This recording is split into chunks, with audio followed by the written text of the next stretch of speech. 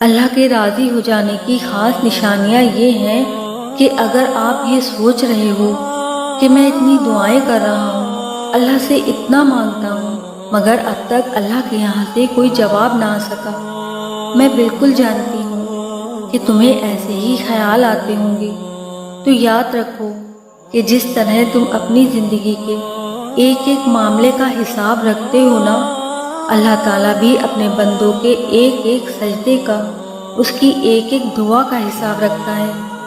ارے وہ تو ایک آنسو سے مانگی دعا نہیں بھولتا، پھر وہ تمہیں کیسے بھول سکتا ہے؟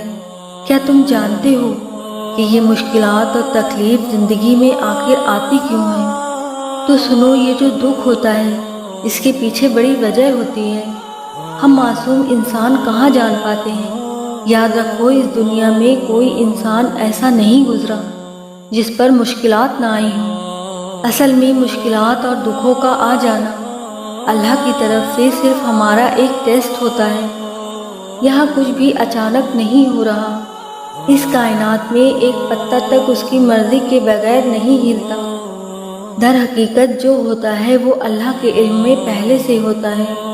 اللہ تعالیٰ قرآن میں ان دکھی دلوں سے فرما رہا ہے کہ تمہیں یہ مشکل تو نظر آئے گا، لیکن یہ آسانی سے جڑا ہے تاکہ تم افسوس نہ کرو ان چیزوں کا جو تم سے چھوٹ جاتی ہیں یا چھن جاتی ہیں۔ کوئی موقع تھا ہاتھ سے نکل گیا، کوئی دولت تھی ہاتھ سے نکل گئی، کوئی تمہاری من پسند چیز تھی جس کو تم بہت ضروری سمجھتے تھے، ہاتھ سے نکل گئی۔ سنو، میرا اللہ قرآن میں خود تم سے فرما رہا ہے کہ جو چیز تمہارے ہاتھ سے نکل جائے اس پر ہرگز غم نہ کرو، کیونکہ اگر تم افسوس کرو گے تو اس کا مطلب کہ تمہیں اللہ پر یقین نہیں۔ اللہ فرماتا ہے کہ میں تمہاری قسمت اور تمہاری تقدیر تمہاری چاہت سے بڑھ کر لکھتا ہوں۔ اگر تم یہ گمان کرتے ہو کہ مشکلات آخر میرے ساتھ ہی کیوں، تو زندگی میں مشکل حالات کی ہمیشہ ایک ایکسپائری ڈیٹ ہوتی ہے۔ غم مسلسل نہیں رہتا، یہ صرف تمہارا ایک ٹیسٹ ہے۔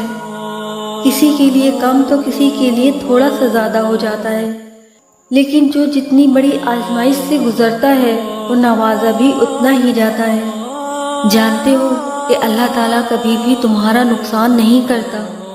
سنو، تم ڈھونڈ رہے ہو نا کہ اللہ کے راضی ہو جانے کی وہ خاص نشانیاں کیا ہیں کہ ہم جان سکیں کہ اللہ تعالیٰ ہماری دعاؤں پر راضی بھی ہے یا نہیں۔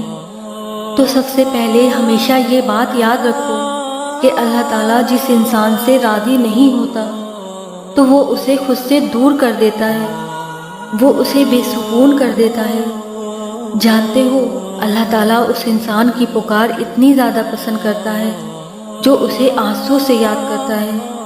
تمہیں پتہ ہے، اللہ تعالیٰ ایسے انسان کی پکار پر فوری کن کہہ دیتا ہے اور اس کی رحمت کا صبر سے انتظار کر رہا ہوتا ہے۔ نبی کریم صلی اللہ تعالیٰ علیہ وسلم نے فرمایا، جب بندہ کہتا ہے یا رب، تو اللہ فرماتا ہے لبیک، مانگ تجھے کیا چاہیے عطا کیا جائے گا۔ جانتے ہو، تہجد میں آنسو سے کیا گیا وہ ایک سجدہ بہت جلدی اللہ سے ان کی رضا لے آتا ہے۔ اللہ کی تمہاری دعاؤں پر راضی ہو جانے کی ایک نشانی یہ بھی ہے کہ تمہیں عبادتوں میں بڑا سکون آنے لگتا ہے۔ سنو، تم ایک بات اپنے پاس آج لکھ لو تاکہ تم کبھی بھول نہ پاؤ کہ زندگی میں انسان پر جو بھی مشکلات آئی ہیں وہ اللہ کی طرف سے صرف ایک امتحان کے طور پر آئی ہیں، جس میں تمہارے صبر اور تمہارے یقین کا ایک امتحان لیا جاتا ہے۔ یہ بہت مشکل کام ہے۔ لوگ اکثر پینک ہو جاتے ہیں، پریشان ہو جاتے ہیں، لیکن یہ بات جان لو کہ اس امتحان کو تم جتنے اچھے سے پاس کر لو گے اتنے درجے پاؤ گے۔ تم خود سوچو، اللہ نہ کرے مگر وہ مہربان رب تمہارا دشمن تھوڑی ہے جو تمہیں ہمیشہ کے لیے محروم رکھے گا۔ اگر اس نے تمہیں آزمائش کے لیے چنا ہے تو یہ سوچو کہ اس دکھ نے تمہیں اللہ کے کتنا قریب کر دیا ہے۔ تم جانتے ہو، اللہ کی قربت ایک خالص ایسی طاقت ہے جو تمہیں صرف دنیا میں ہی نہیں نوازتی بلکہ تمہاری آخرت بھی سوار کی جاتی ہے۔ کتنا خوبصورت احساس ہے اس رب سے مانگنے کا یہی احساس تو وہ دیکھنا چاہتا ہے اپنے بندوں کا۔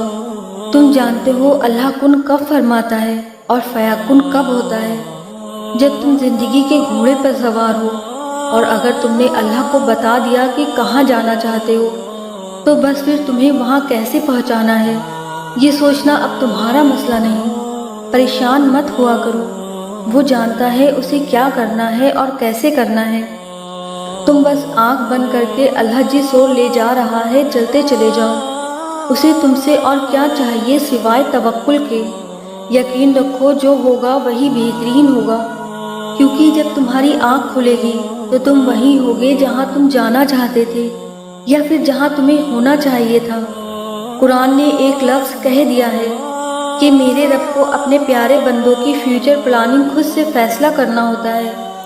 اللہ کسی کو زیادہ دیر اپنی رحمت سے محروم نہیں رکھتا۔ یاد رکھو، اللہ جب راضی ہوتا ہے نا تو ہدایت دیتا ہے، اور اللہ ہدایت بھی کسی کسی کو دیتا ہے۔ اگر آپ کو ہدایت ملی ہے تو دھیان رکھو کہ اللہ آپ سے کبھی بھی ناراض نہ ہو۔ آپ کے کسی بھی کام سے دن گزرتے ہوئے وقت کا اندازہ نہیں ہوتا، مگر درد گزرتے ہوئے لگتا ہے جیسے وقت گزر ہی نہیں رہا، کیونکہ صبر کرنا بہت مشکل ہے، مگر صبر کرتے کرتے اللہ تعالیٰ صبر کرنا سکھا دیتا ہے۔ صبر کرنے کا یہ مطلب نہیں کہ ہم رو نہیں سکتے، ہم اداس نہیں ہو سکتے، ہم پریشان نہیں ہو سکتے۔ صبر خود ان دلوں میں گھر بنا لیتا ہے جہاں صبر کرنے کی چاہ ہوتی ہے، جہاں اللہ کو راضی کرنے کی خواہش ہوتی ہے، اور پھر آج کل کرتے ہوئے دن بھی گزر جاتے ہیں اور درد بھی کم ہو جاتا ہے۔ یہ جو اندھا یقین کرتے ہو نا لوگوں پر، ایک بار تو اپنے رب پر یقین کر کے دیکھو۔ یہ جو غم کے بادل ہیں سب چھٹ جائیں گے، پھر دیکھنا کتنے معاوضے ہو جائیں گے۔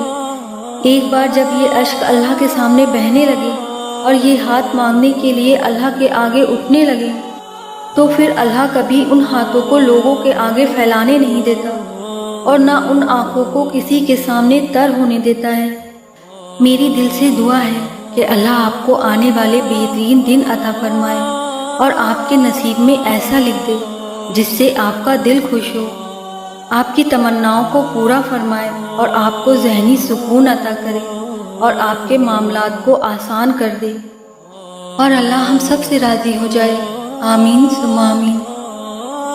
میری اس ویڈیو میں اگر آپ کو کچھ بھی اچھا لگا ہو تو مجھے کمنٹ سیکشن میں ضرور بتائیے گا، اور ویڈیو کو لائک اور میرے چینل افشاں نور وائس کو سبسکرائب بھی ضرور سے کر لیں۔ جزاک اللہ خیر۔